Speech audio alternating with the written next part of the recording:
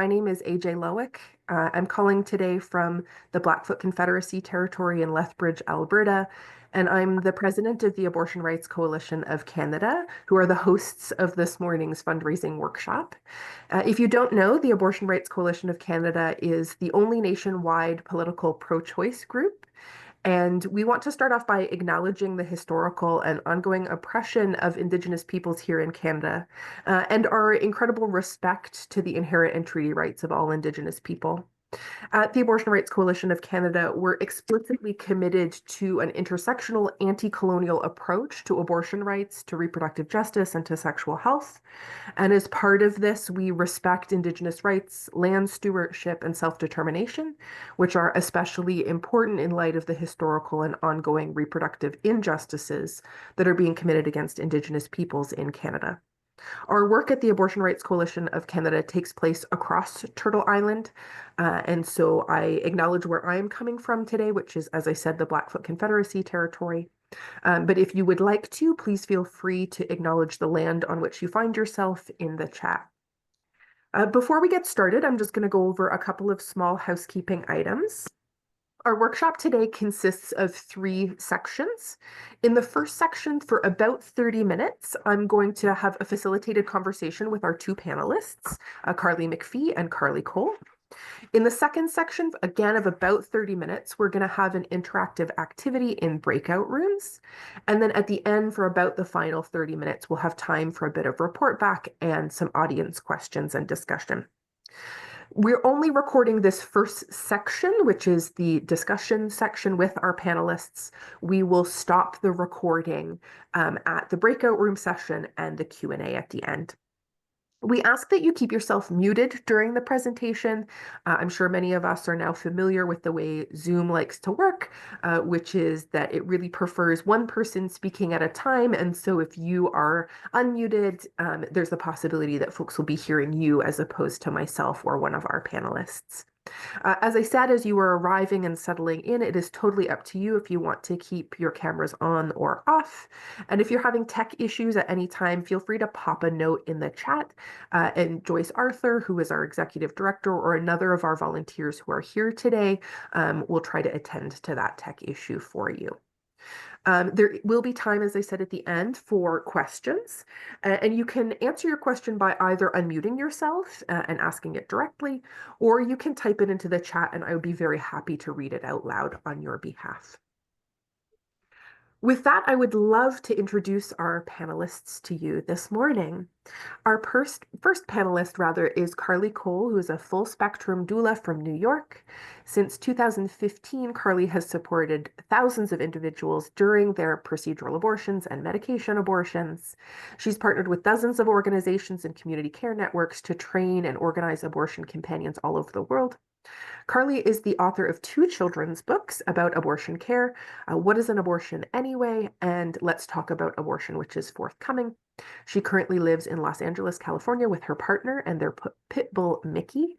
And Carlie, I don't know if you know that we actually auctioned off or shared as donation some of your books at our AGM last year. So we used them as a kind of a raffle prize. And so we're really thrilled to be able to share your first book, What's an Abortion Anyway, with some of our members. Our second panelist is Carlie McPhee, who has worked in the sexual and reproductive health field as a specialized comprehensive sexual health educator over the last decade, primarily in Western Canada, in schools, community, post-secondary, and healthcare settings. Her work with various government health authorities in BC and Alberta, expert sexuality and reproductive justice researchers, and countless hours in classrooms have shaped her outstanding development and delivery of original comprehensive sexual health education that reaches thousands of youth in schools per year. Carlie has a bachelor in kinesiology and leadership in pedagogy and coaching from the University of Calgary and a graduate certificate in sexual health from the University of Alberta. We are so thrilled that you have both taken the time to be with us this morning or afternoon, depending on where you find yourself. And thanks to folks who are adding those intros and land acknowledgements into the chat. That's lovely. So I'm going to get us started by asking a question of Carlie K.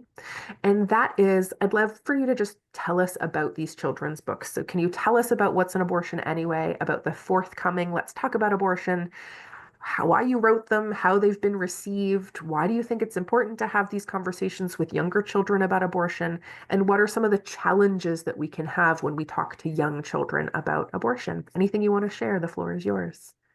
Of course. Thanks so much, AJ, for that beautiful introduction. Yeah, so the reason I'll start off with sort of why I wrote What's an Abortion Anyway. So What's an Abortion Anyway was a community funded project. We published it via Kickstarter in May 2021. And the project started much earlier than that. It started when I was 22 years old as a volunteer abortion doula in an independent abortion clinic in Virginia, in the US. I was living in Washington, D.C., so I would travel about 40 minutes every other Saturday, twice a month, to an abortion clinic to doula. And I got trained as an abortion doula through a local collective. And I would go to my shifts and I would see 10 to 15 folks that I would support. And as we know statistically, a lot of folks who have abortion are already parenting in different ways.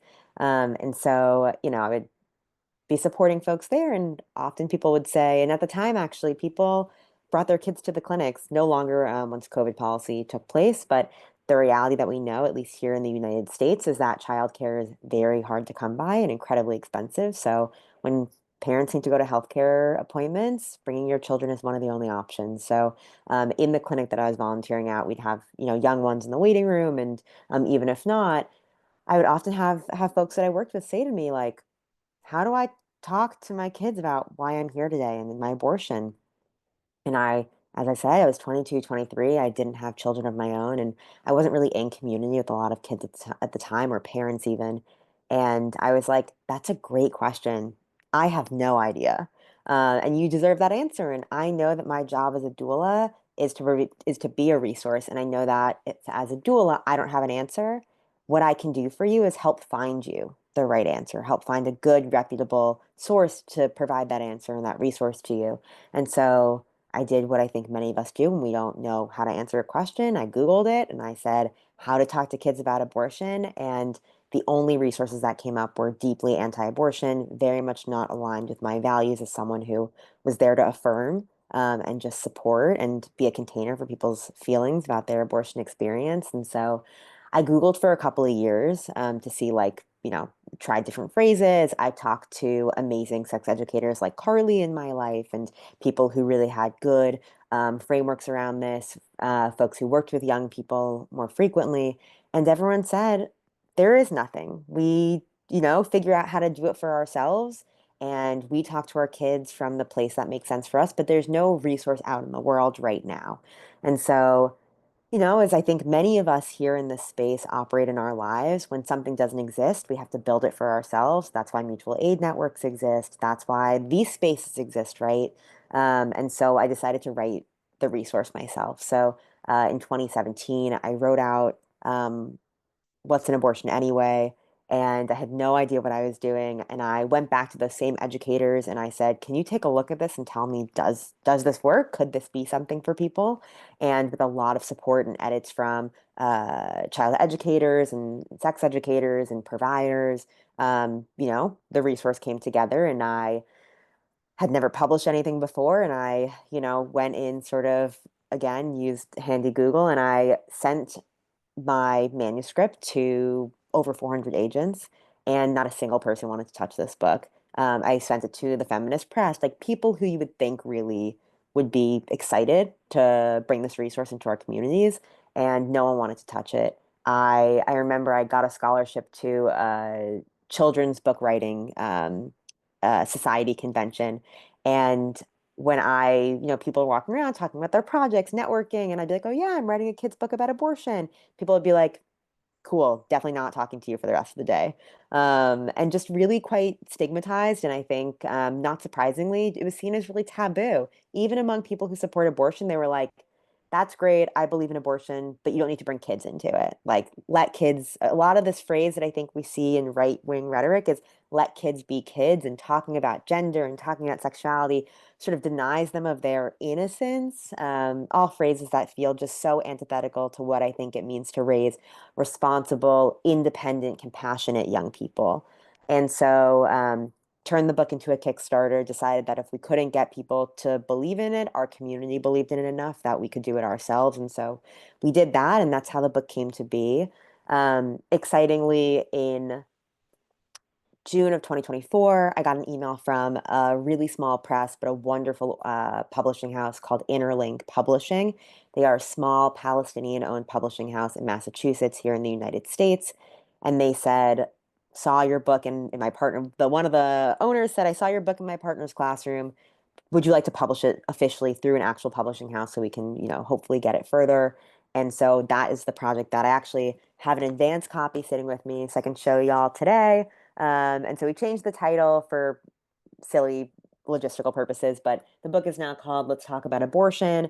And it's been updated a little bit, which is exciting. And basically about it is we have some resources in the back and some questions to allow parents to, or just caretakers, help guide young people through deeper conversations that the book helps spark.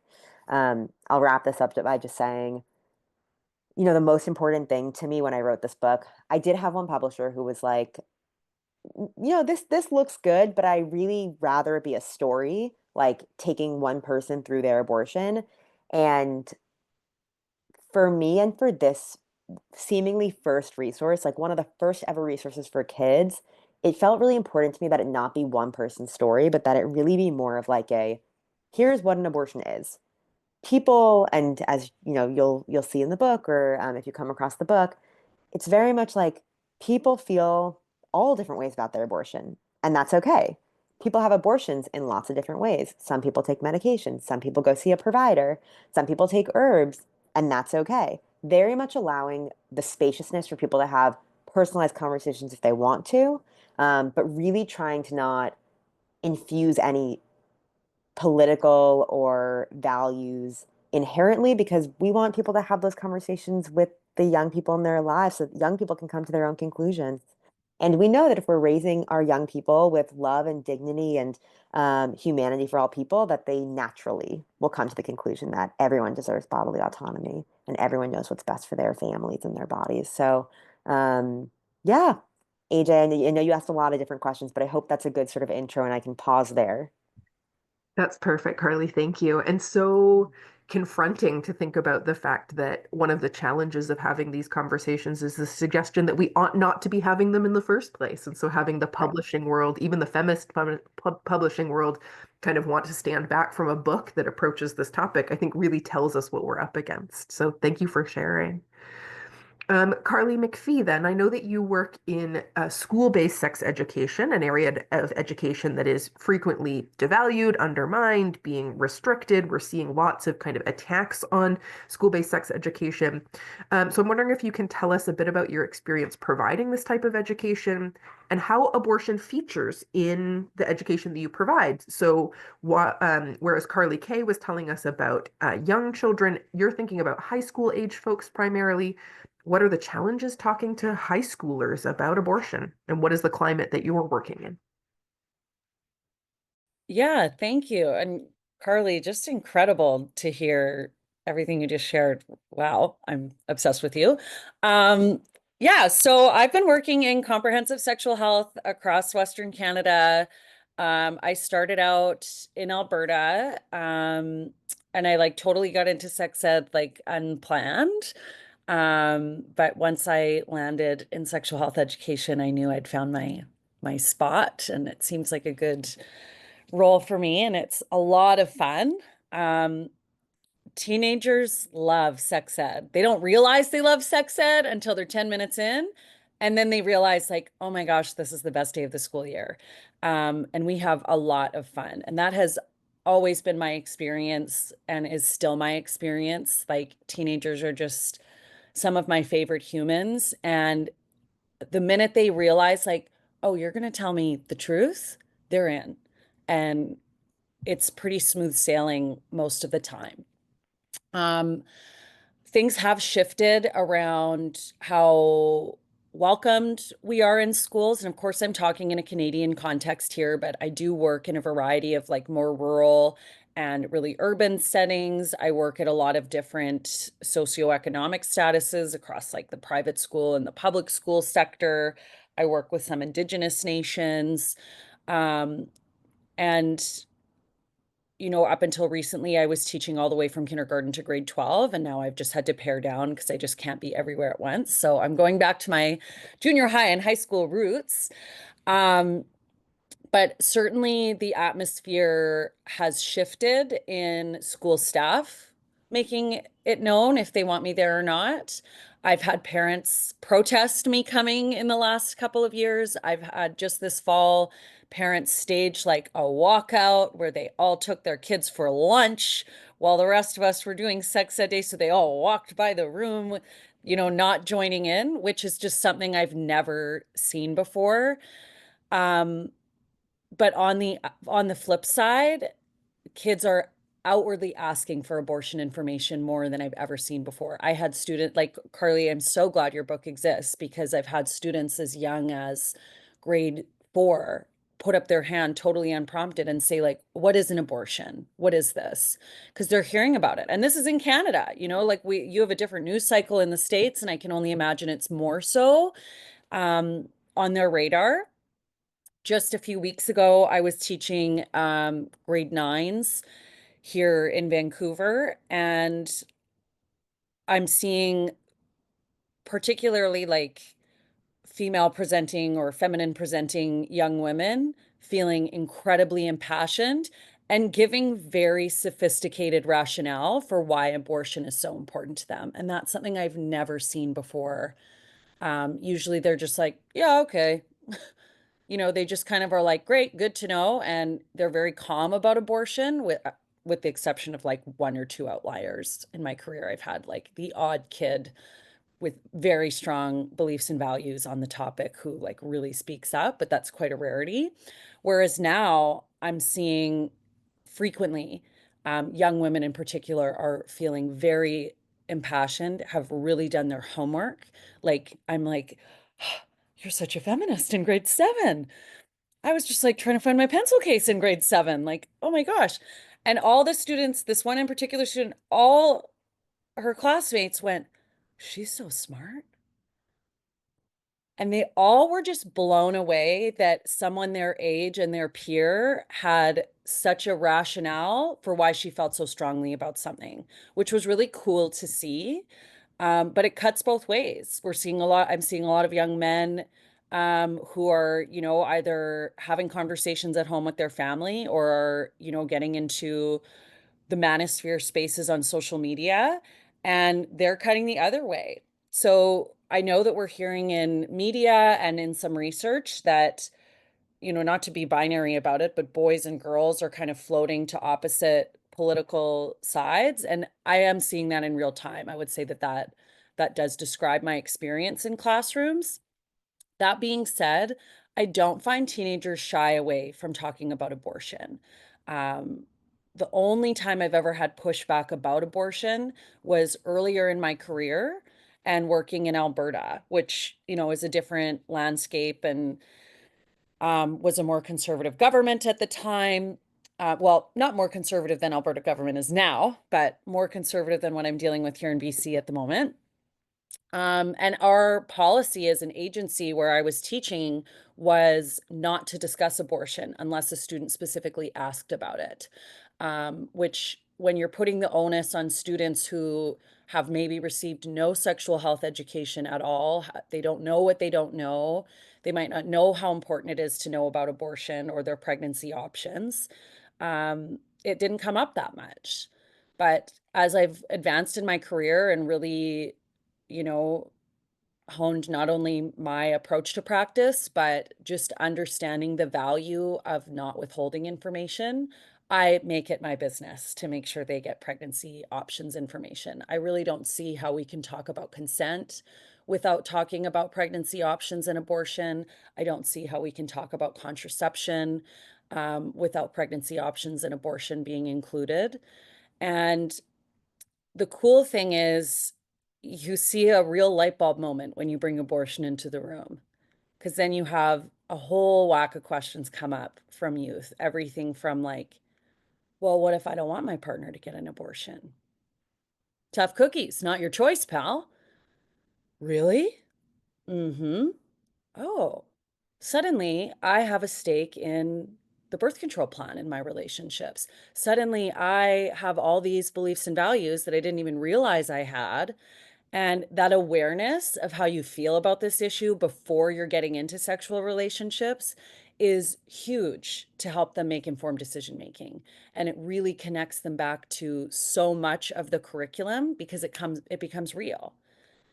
If there's one thing teenagers are hassled about, it's don't get pregnant as a teenager. Like every teenager's told that. It's the number one thing that they're hassled about. So it's actually a really useful avenue to illuminate, like, why do you need to make informed decisions? Why do you need to think about your beliefs and values and consider your partner's beliefs and values and position? And why is birth control everyone's consideration if you're in a relationship where pregnancy could happen? Um, so the value of bringing up and discussing abortion is unbelievable. Like, I just don't think I could teach sexual health education without it now. Um, but I think I think you said like the supposed fear, and it's exactly that, supposed, from adults. They think teenagers can't handle it, but they very much can and need it and know they need it and they want to know. So the only people getting in the way are people who just don't, they're just afraid or nervous that it'll be too much too soon. Thanks, Carlie. So I imagine that in both of your work, you've clearly been having conversations with young people about abortion, but you're probably also telling adults what you do and thus having conversations with people of all ages about abortion. So thinking about the fact that those conversations can be challenging, but also rewarding, I'm wondering if you can each share either a personal or professional experience you've had talking about abortion that was challenging. How did it come up? What did you say? How did they reply? Can you give us an example of a conversation about abortion that you've had in your personal or professional life, kind of coming off of the fact that this is the work that you do? You want to go first, Carlie, and then I can take it? I can go first. I'm going to use an example I still feel a little sticky about because it was challenging and I feel like I didn't accomplish what I wanted to accomplish in this conversation, but so a lot of my friends belong in the LGBTQ community. I belong in the LGBTQ community. And a bunch of us got together to commiserate a little after the results of the US election, to share our thoughts. And I realized very quickly when I arrived at that friendly gathering that my feelings were a lot more urgent and felt a lot more intense than a lot of my friends. The majority of the people there were um, gay men who the conversation I was thinking was going to be like, where what my feelings were, that like this is devastating. There are so many people who are, looking at their day-to-day lives feeling very unsafe, losing immediate access to essential healthcare resources and, just community safety of like the permissiveness of, a lot of hate speech and crime going on. But someone in the group said, I'm just really surprised that people are thinking of moving because they're in an abortion state or an anti-abortion state. Like, would you really move about it? And I was like, yeah. And the whole table just was not on the same table or like same level of urgency with me. And, I feel like it really helped me realize how much I appreciate the structure when I teach because I do group agreements to like set us up in a sandbox of, we can be respectful of different beliefs and values, but beliefs and values don't trump people's human rights. And the good news is you get to make decisions for you, other people get to make decisions for them. And we very clearly outline how we're going to have our discussion. And when I'm working, I'm very like my beliefs and values are left in the car, and I'm here to facilitate a conversation and help you make up your own mind. And in my personal life, when I'm hanging out with my friends, I didn't do any of that. And like my emotions just totally kicked in because I feel very strongly about this. And, my heart's just really hurting. And I just feel very urgent for the reality many women are facing. So sitting at a table of men who, pregnancy is just not part of their world because their partners are men, they're men, and it just doesn't come up. I suddenly realized this big part of my community has like no skin in this game, or feels like they don't have skin in this game. Like we know it's all a big tide skipping rope where everything's connected and, uplifting one group of people uplifts us all. But I was really sad to see them not connecting those dots. And I feel like my emotions held me back from being able to like communicate my point as effectively enough. But I still am kind of rolling around in my mind like how urgent is it acceptable to be because it's urgent and it is serious. I didn't really end up changing their minds, and they really just thought I was like a little bit hysterical, and just they didn't understand why I was so upset or why what they were saying was upsetting to me. um and I've had some conversations with some of them since, and we still just haven't I haven't been able to get that buy-in or that light bulb moment that I seem to be able to get from students in a classroom. So it's really frustrating for me. And I'm still, I'm excited to learn from other people's suggestions here too. I was a little nervous to go on this panel because I just feel like I've failed this conversation. Um, but yeah, like just the indifference and the like, oh, why is it such a big deal from people who, have a built-in sense of what it means to not have rights and what it means to, have people come for you simply for being who you are or your circumstance. It just was a blind spot that caught me off guard. Yeah, Carlie. No, go ahead, AJ. I was just going to bring it over to you. You go ahead, Carlie.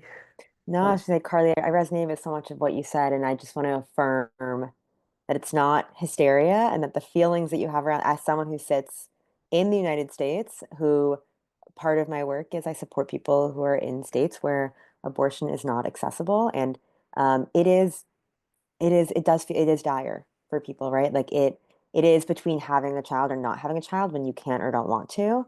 And as we know statistically, people are having children when they can't or do not want to, and that has significantly increased since the Dobbs decision here in 2022. And so I just want to say it's real, and also this notion of, yeah, I see Katie in the chat, and this idea of just like, can't you just travel to another state? And let me tell you, I support people all the time who cannot. This week, I was talking to someone who is like, I need the medication. I help get medication to people. And they were like, my medication's not here. It's been a week. It's been 10 days. I need the medication now. I'm feeling very, very sick. And what I can say is, I'm so sorry. I have no other options for you except I can help you go somewhere else. And she goes, I cannot travel. That is not an option for me. I don't know why, but that is that person's reality. And yeah, that's just all to affirm, Carlie, that like it is so hard to be in those conversations. And I have two of my own that I'm reflecting on.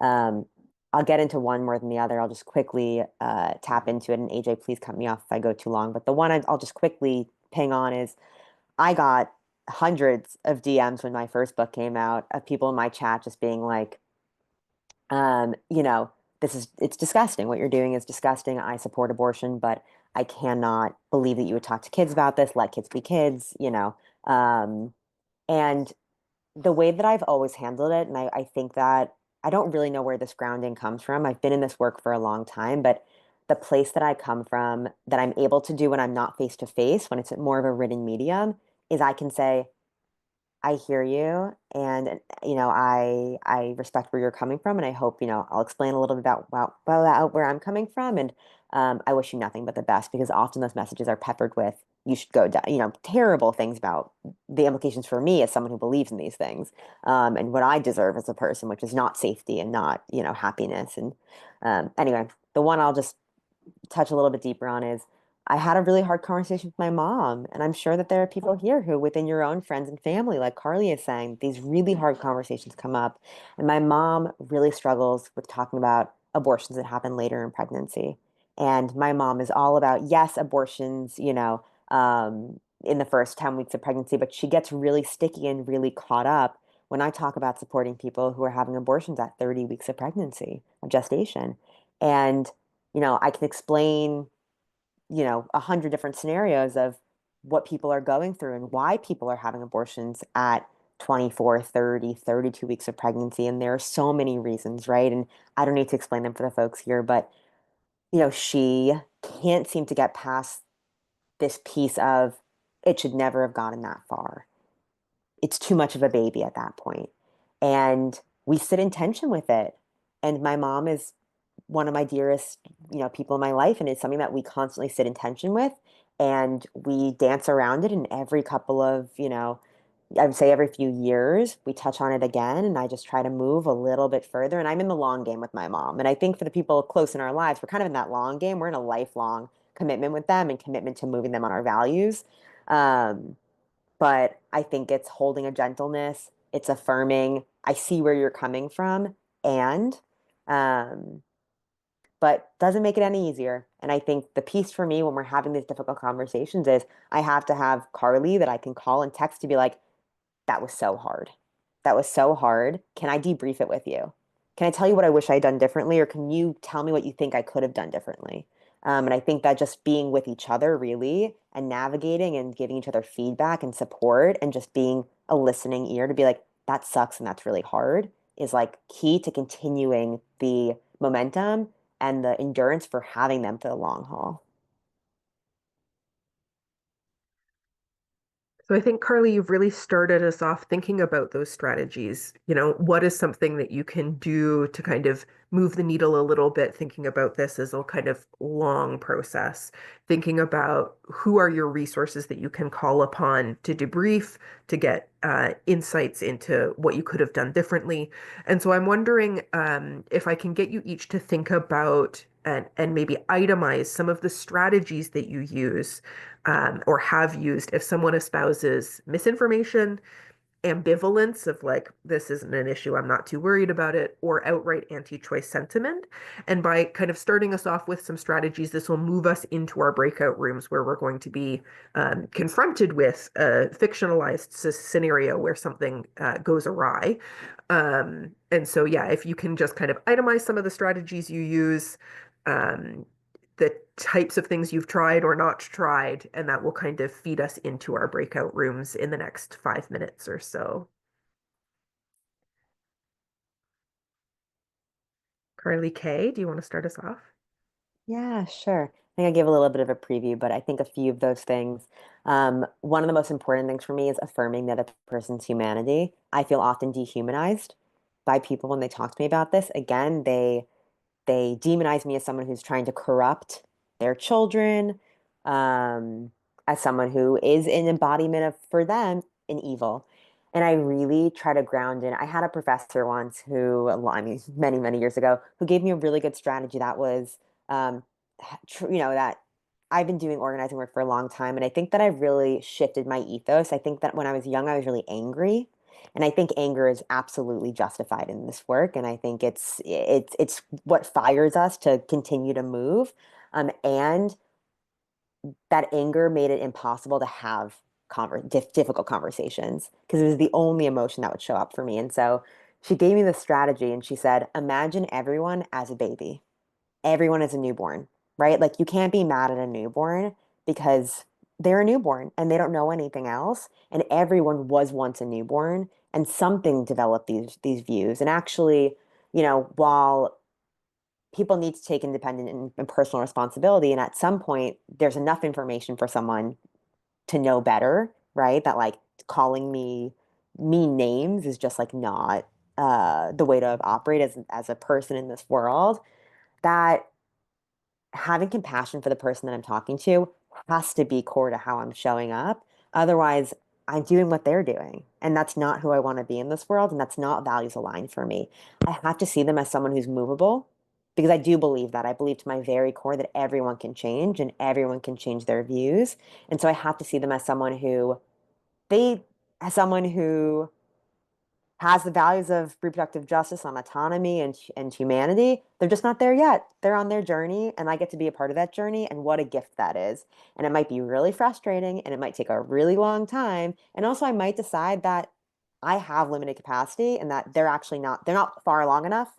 They're not willing to walk with me.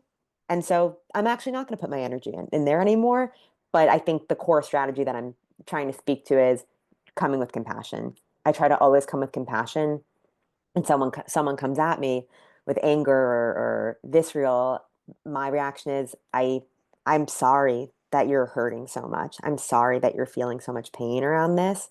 And if you want to continue the conversation, I'm happy to do that. If it's violent and volatile, I'll say, but not right now.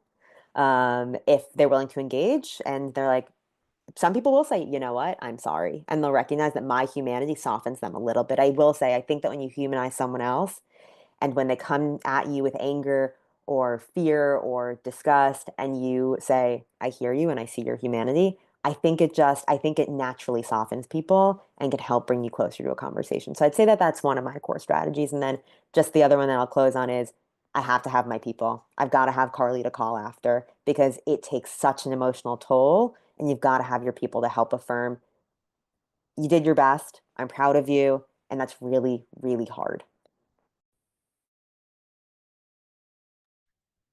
Well said. Incredible.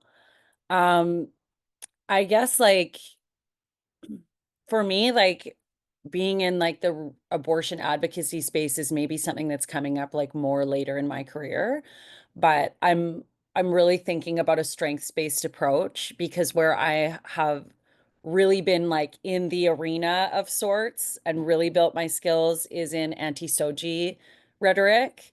That seems to be like in the sex education world in the last few years, just the number one kind of reason people are pushing against sexual health education. And, that's where a lot of the parents I was mentioning earlier that are like walking out or, doing this, that, and the other, it's usually over sexual orientation and gender identity pieces. And I'm like, okay, what have I been doing there that I now feel like so confident and I feel like I have my scripts. I feel like I have my avenues that I've like tried and they work. And a lot of how I approach that came from a lot of like anti-racism training that I've done of like holding back, starting by just asking questions and like getting them to investigate their own point of view more and like keep them talking about how they got to where they got to. And then usually you can then come in with like a common belief and value that you both have. And that builds common ground between you.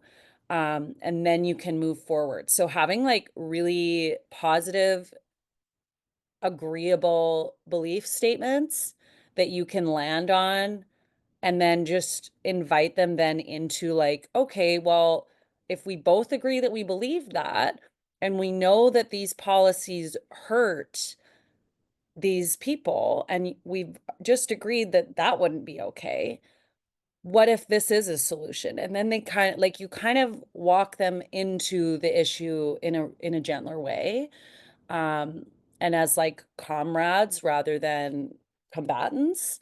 So that's something I've been, and like Momentum, Queer Momentum here in Canada, they have like wonderful communication toolkits. They worked with a communication researcher, um, and built like a whole toolkit on how to talk about trans kids, and dealing with a lot of misinformation, ambivalence, and just like hate speech and misunderstanding. So I feel like there's lots of tools that we can pull from and adapt to the issue. And I think the piece that I would like let other people know that I maybe needed to be more prepared for was like mastering my emotions and my anger, as you were saying, Carlie, on the different issues. Like I feel like I've really done that on Soji stuff, and now like I need to do that with abortion and reproductive rights topics as they are now coming up more in my work. So like the personal never goes away, but we have so many tools.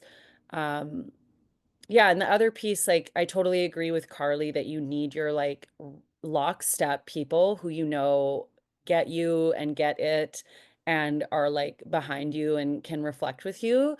The one thing I would add to that is books.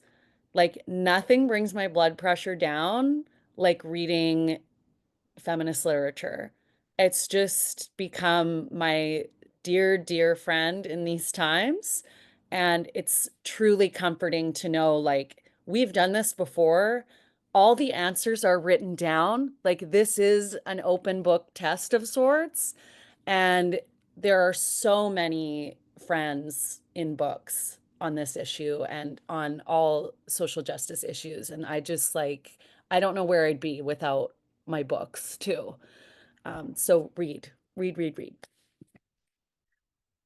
Really helpful. And I think this kind of preliminary list of strategies and approaches will serve us well as we move into breakout rooms. What I'm going to do is pop into the chat a Google Doc that has some discussion questions, a little bit of a scenario. And in just a moment, I'm going to send you to one of three breakout rooms. We've kind of divided this up with the idea being that one breakout room will focus on the misinformation, one breakout room will focus on the kind of apathy, indifference, and one breakout room will focus on the like explicitly anti-abortion or anti-choice. But don't feel limited or restricted. That can be the kind of springboard for additional conversation. So I'll give you just a moment to find yourself into that Google document. And if someone could give me a thumbs up or an affirmation in the chat that you are able to access it. I see your thumbs up, Carlie, and other Carlie. Fantastic. Thank you so much. And so what we're going to do, oh, and Melanie as well. Great. It sounds like it is working for folks, which is perfect. Sometimes I get the sharing permissions wrong. Um, so in just a moment, you'll get an invitation to go into a breakout room. A little join button should show up on your screen. Carlie K, Carlie M, and I will give you just a couple of minutes to orient yourself, to maybe do introductions if you want to. And then each of us will pop into one of your breakout rooms. And we are there to be a fly on the wall, to hear what you're talking about, to share our perspective and insights. So if you've got questions for our two panelists or for myself, we're very happy to contribute.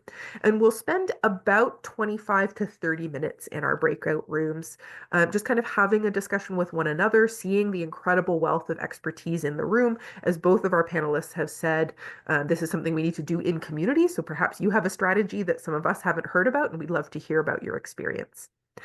Any questions about what we're going to be up to for the next 30 minutes?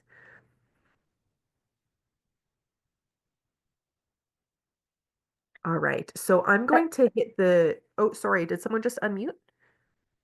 Yeah, sorry, I just had a quick question. Would Please.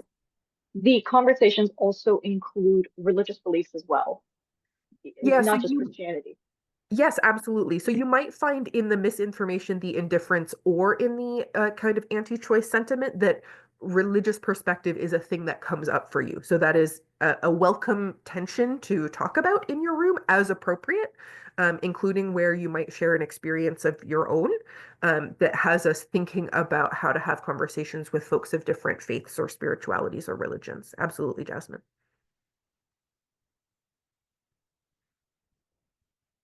Any other questions? I'll pause for a second to see if anyone has anything lingering. All right, I'm going to hit that create button now. As I said, you should see a join button. We'll give you a minute or two to find yourself in the space, and then Carlie, and myself will pop into our respective rooms in a couple of minutes' time. So you should now see an invitation to join a room.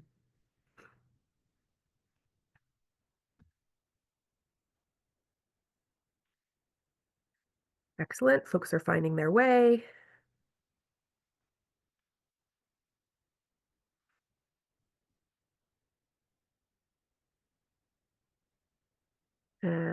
And that is everyone.